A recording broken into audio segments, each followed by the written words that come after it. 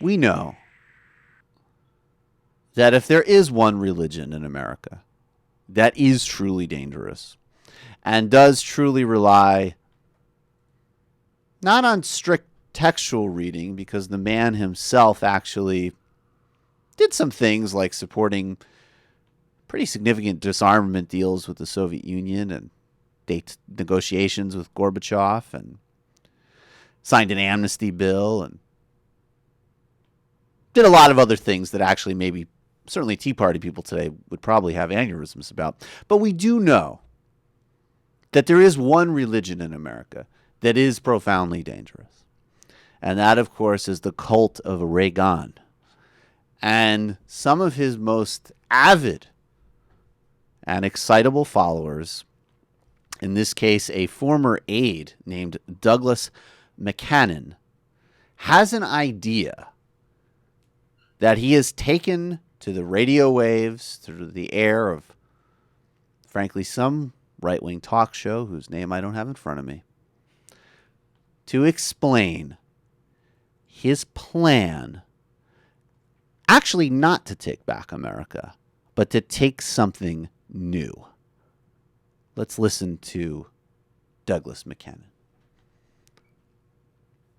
Whether it's in Washington, whether it's in local state houses, whether it's in county government, for whatever reason, the leaders that we're picking are deciding not to stand firmly for traditional values, not to stand for our rights, not to articulate the vision our founding fathers created over 240 years ago.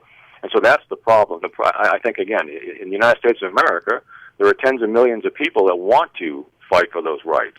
But unfortunately, as we're seeing every single day, our leaders, quote unquote, don't seem to be willing to do that for us.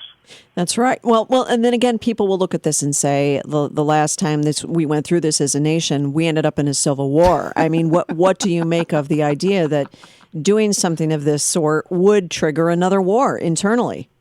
Well, we talk about that extensively in the book, and the feeling is that it wouldn't remotely come to that because, again, if number one is this is an academic platform to create this discussion, but if it moved beyond the academic, then it's one of those things too. We're obviously now in the age of instant communication. The world would also know about this country. The interim name for the country, by the way, is Reagan. The group decided that would be the best interim name until somebody, the voters eventually decided to pick the full-time name for a new republic based on traditional values. But it's one of those things too, where the eyes of the world would be watching, and it would be very difficult if it was done legally, peacefully, and constitutionally for the government of the United States to say, okay, well, let's take military action against that. And nobody believes in this day and age that, the government would want to once again have brother fight brother or family member fight family member, and it would never come to that in the first place.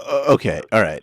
So many things here in this amazing quote. By the way, he's on evangelical radio, Janet Mefford.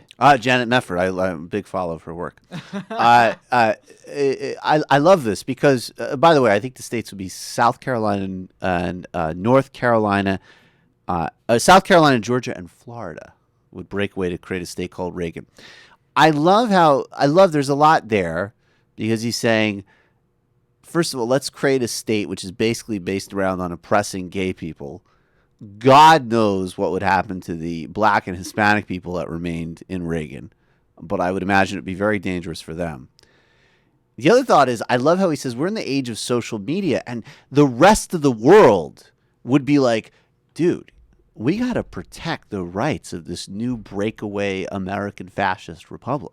All right? Like, some teenager in Europe is going to get on Instagram and be like, we need to protect that anti-gay reinstitute slavery place. At number 3. We need to protect. At number three,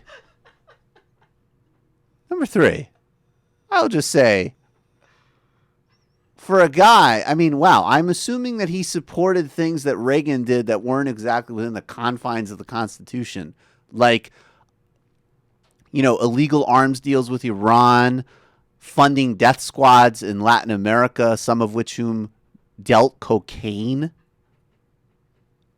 Doesn't seem that constitutional. Guy probably supported the invasion of Iraq. And, final point, speaking of military action, I would feel pretty uncomfortable with a rogue far-right fringe state on my border. All of a sudden, I would get concerned about my borders. And number 5, we would need to undertake humanitarian operations to airlift all of the gay, black people, women, and Hispanics out of this new Reagan country. But there you have it, folks. That just amazing. The most dangerous American religion, Reagan. But you know what, though? Maybe, a place called Reagan being home to all of the American Taliban, maybe it's just sweet, I don't know. Maybe What it about? works But out. I'm saying, what about the people? Maybe it just works well, out. first of all, what? Well, I don't know. What if they build up a chemical weapons program?